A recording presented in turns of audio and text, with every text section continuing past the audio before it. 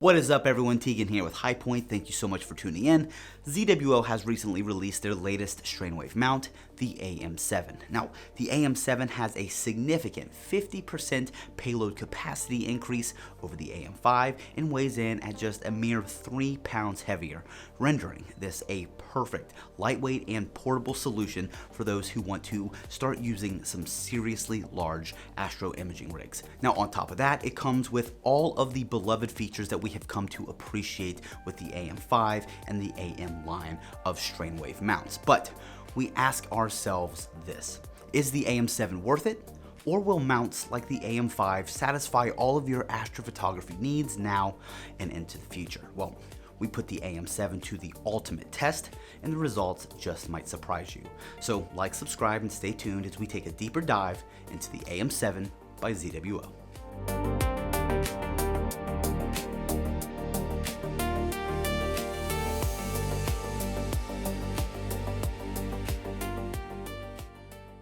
Alright, so as always, we're going to start this video off with the basics, and then we're going to dive into some of the more core details like the features, the performance, and the limitations that will ultimately help us decide if the AM7 is worth it. But for right now, let's take a look at what comes in the box. Upon opening the box, you'll find a foam hard case that maintains that familiar feeling of portability offered by the ZWO line of strain wave mounts. The AM7's mount head fits snug inside the hard case and is only 15% larger than its older sibling, the AM5. Next, inside the foam case, you'll find a standard hand controller and dedicated cable, a USB-C and a USB printer style cable for equipment connection, and lastly, a 25mm counterweight shaft. Alright, so this here is the AM7.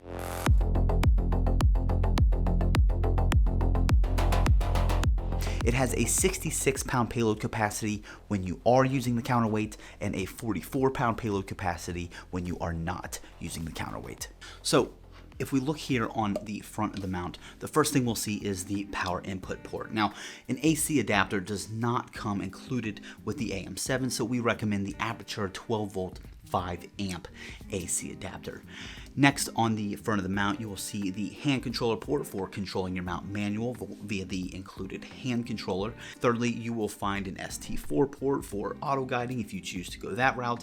And finally, you have the USB printer style input for controlling your mount via computer software such as Nina or Sequence Generator Pro.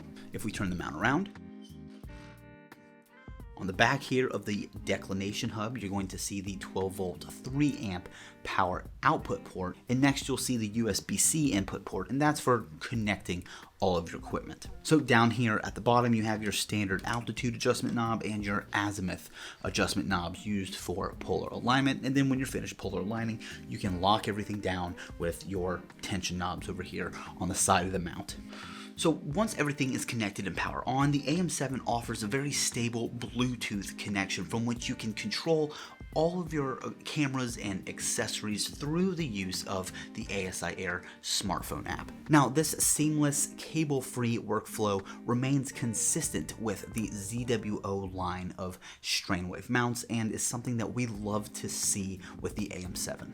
Alright, so before we go on, let's take a step backwards and talk about maximum payload capacity and what that means when selecting a counterweight. Now, again, the AM7 does not include a counterweight, and if you want to use the AM7 to its maximum 66-pound payload capacity, a counterweight is required, and more importantly, a counterweight that properly fits the ZWO AM7 counterweight shaft. Using a poorly matched or loosely fitting counterweight can introduce wobble and allow the weight to slide and ultimately compromise tracking performance, or worse, put your astro imaging equipment at risk. So at the time of reviewing the ZWO AM7, the only counterweight that is currently offered that's designed specifically for the AM7 itself is the Aperture 22-pound counterweight. This counterweight ensures a precise, secure fit, it's CNC machined, it's powder coated with a clean black crinkle coat finish, it includes a custom soft carrying case, and it's manufactured right here in the United States.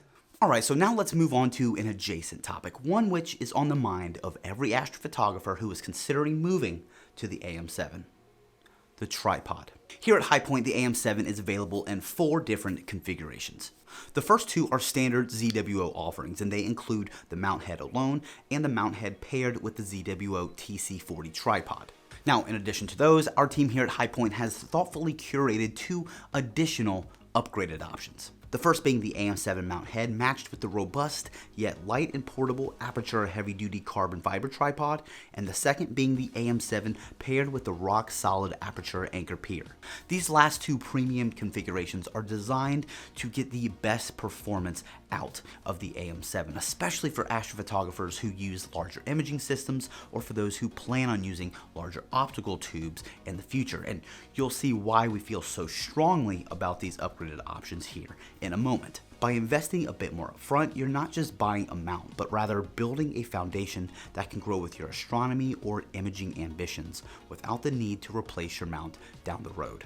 You can find a link below in the description to all 4 of these ZWO AM7 offerings that'll take you directly to the High Point Scientific web pages.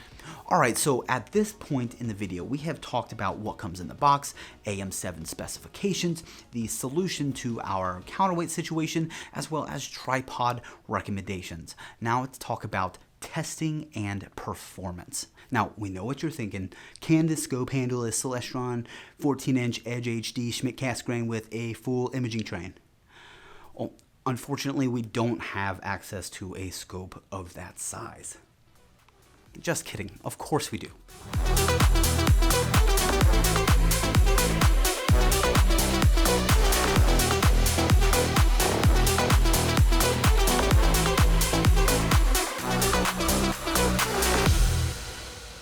Alright, so as you can see, the ZWO AM7 can in fact hold the weight of the Celestron 14-inch Edge HD, and the Aperture anchor pier is the perfect mounting option for such a large imaging rig. But we also pair the AM7 and the Edge HD with the Aperture heavy-duty carbon fiber tripod, and this is an excellent pairing as well. We saw no risk of tipping or failure whatsoever. Now, this tripod is robust, so it can hold the weight of the Celestron Edge HD, but if we mounted it on anything smaller, a less robust foundation, then that could potentially lead to disaster, and that's a risk that we weren't willing to take. Tonight, we will be running a simple test. How well does the AM7 perform when maxed out to near full payload capacity? Initially, we were thinking of testing a more reasonably sized, but still rather large refractor that would be a more realistic test for the AM7, but if it can handle the weight of a 14-inch Edge HD, well, we're confident that anyone seeking an observatory-sized rig like this will be satisfied. For our test, we use the ASI 2600 MC Air and integrated guide sensor so we can check guiding performance straight through the 0.7 reducer on the Edge HD. Now we just need to wait for the sun to set.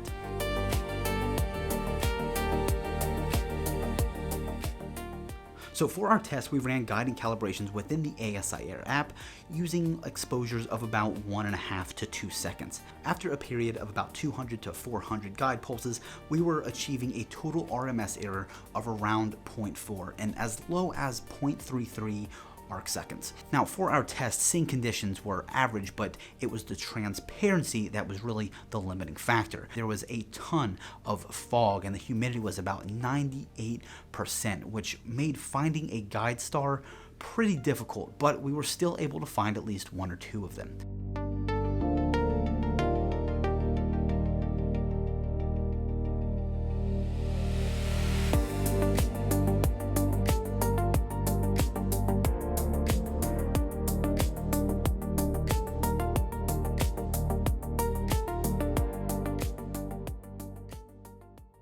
Alright, so let's talk results. Going into this review, we knew that technically on paper the AM7 could handle the weight of the Celestron Edge 14-inch HD, but when it came to a real world setting, we were surprised to see that it actually worked, and we couldn't have been more happy with its performance. And we know that if it can handle this size imaging rig, it can pretty much handle anything else that you throw at it. Let's get to brass tacks. Is the AM7 strainwave mount worth it?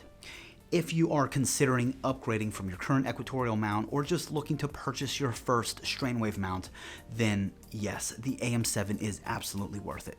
With one caveat. Yes, the AM7 is excellent, but if you really want to unlock its full potential, then your choice of foundation matters just as much. So as we mentioned, the AM7 with the TC40 tripod works well for lighter setups, similar to what many users run on the AM5. But if your goal is to truly maximize the performance and capabilities of the AM7, then we highly recommend either the Apertura heavy-duty carbon fiber tripod, or better yet, the Apertura anchor pier for a more permanent solution. Either of these options are going to give you better stability, improved tracking performance, and room to grow as your imaging rig evolves.